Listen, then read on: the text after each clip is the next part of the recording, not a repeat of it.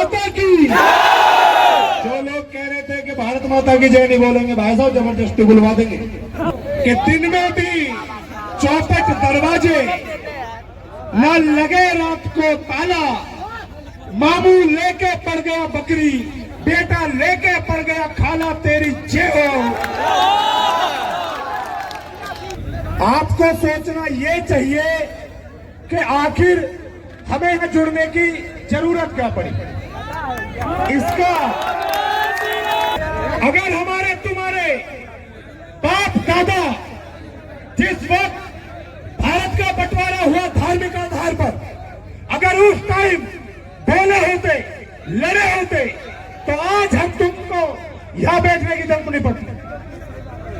देश की जब आबादी बढ़ रही थी, अगर हमारे तुम्हारे पुरखे बोले होते और उन्होंने कहा होता कि इन जिहादी सुअरों की आबादी बढ़ रही है, भारत सरकार इन पर पाबंदी लगाए, इनकी नसबंदियां करे, तो आज हम तुमको यहां बैठने की जरूरत नहीं पड़ती। लेकिन हमारे तुम्हारे पुरखे नहीं बोले। उसका नतीजा ये हुआ कि आज हमारी मां बहनों के साथ लव जिहाद हो रहा है, हमारे भाई जगह जगह मारे जा रहे हैं। हमारे अब्दू भैया गाजियाबाद से आए हुए, अभी जल्दी में सभी ने देखा होगा कि गाजियाबाद के अंदर तलवारें बांटी गई, लेकिन सभी भाइयों पर मुकदमे कर दिए गए और सेकुलर और नामर्द हिंदू घर में बैठे रहे और ज्ञान चला रहे, कह रहे कि जरूरत क्या है तलवार बांटने की। तो मैं बताता हूं तलवार बांटने की क्यों जरूरत पड़ी। आपने महाभारत को देखा, श्री कृष्ण भगवान ने 6 महीने से ज्यादा कौरवों के हाथ पैर जोड़े और कहा कि आधा राजपाट दे दे, झगड़ा खत्म कर। कौरव साले नहीं माने। उन्होंने कहा कि 5 ईंट दे दे, वो नहीं माने। उल्टा श्री कृष्ण जी को भी बंदी बना लिया।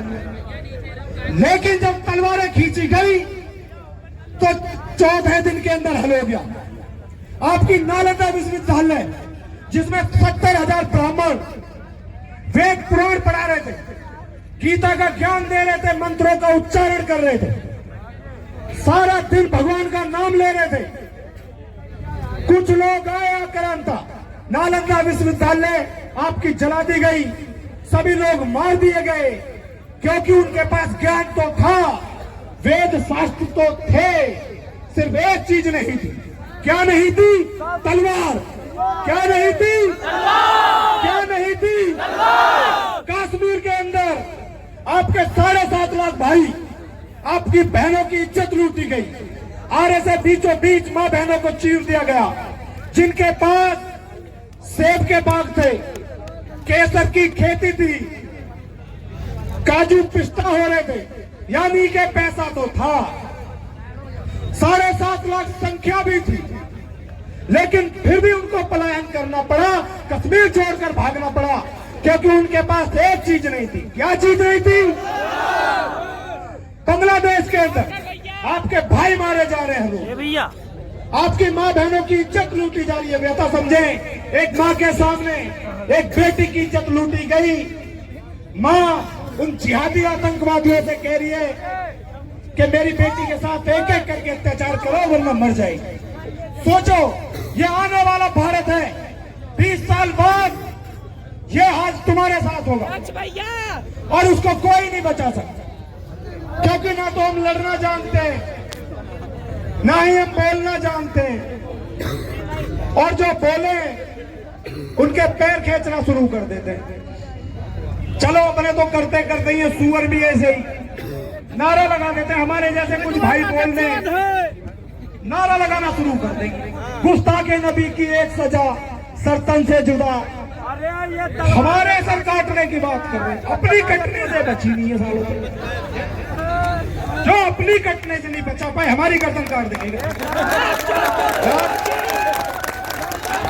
देखें, हर साल एक ऐसा मॉडल होता है जो पूरे भारत में गाया जाता है, पूरे भारत में शोक में फैल जाता है, मोमबत्तियां लेके चली जाती है। चाहे दीपू दास हो, कन्हैया कुमार हो, चंदन गुप्ता हो, उन लोगों की गर्दन काटी गई जो डेली खाना कमाना कर रहे थे।